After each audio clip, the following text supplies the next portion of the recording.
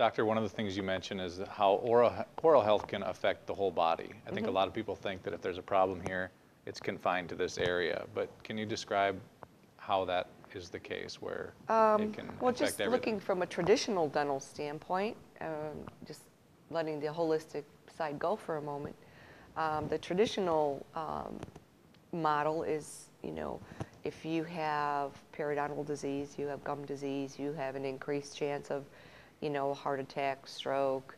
And I know I saw this, and I couldn't get back to that website, but I most recently saw where gum disease was a contributing factor to pancreatic cancer. So I thought, okay, now my job's really, really important. I thought, holy cow, you know.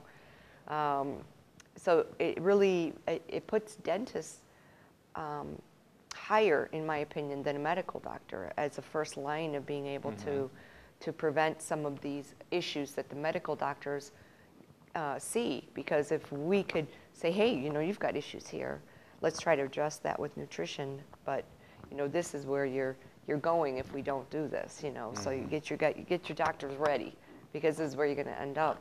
So I think with so the periodontal point of view, when patients that have had artificial implants of any kind, hips, knees, whatever, pins, plates, anything that's foreign, we are recommended to give them an antibiotic before we do any dental work.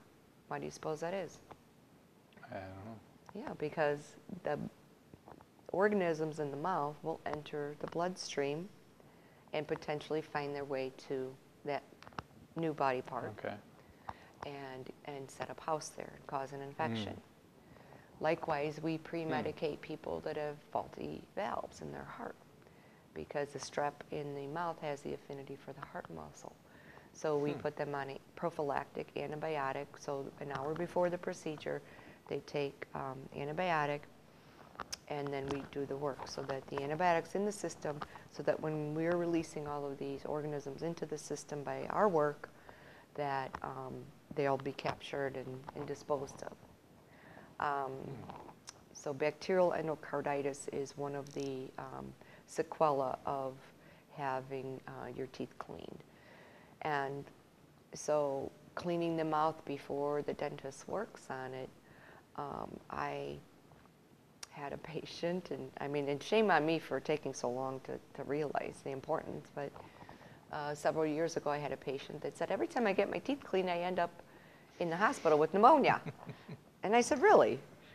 And so she started bringing in her own little oral rinse. So then ever since then, I just made that my protocol to have somebody rinse with, and we use iodine in our office, an iodine solution to disinfect the mouth. If they're allergic to iodine, we'll use something else, tea tree or oregano oil or something. But so just kind of over time, just realizing the connection between the mouth and the body. And furthermore, if you've got you know, gum disease, then, you know, they're doing C-reactive protein, so chronic inflammation. If you've got chronic inflammation in your mouth, it's throughout your whole body. So you're setting yourself up. So it's actually kind of like, you know, I remember my professor saying, you know, I wish God would have put a zipper, my anatomy professor, you know, a zipper here so that we could see. And, you know, here I'm like, duh, you know, it's right here, you know, and I see it every day since I'm 16 years old. I've done nothing but look in mouths. And I'm like, oh my gosh, you know, so much more is coming to light, you know. And then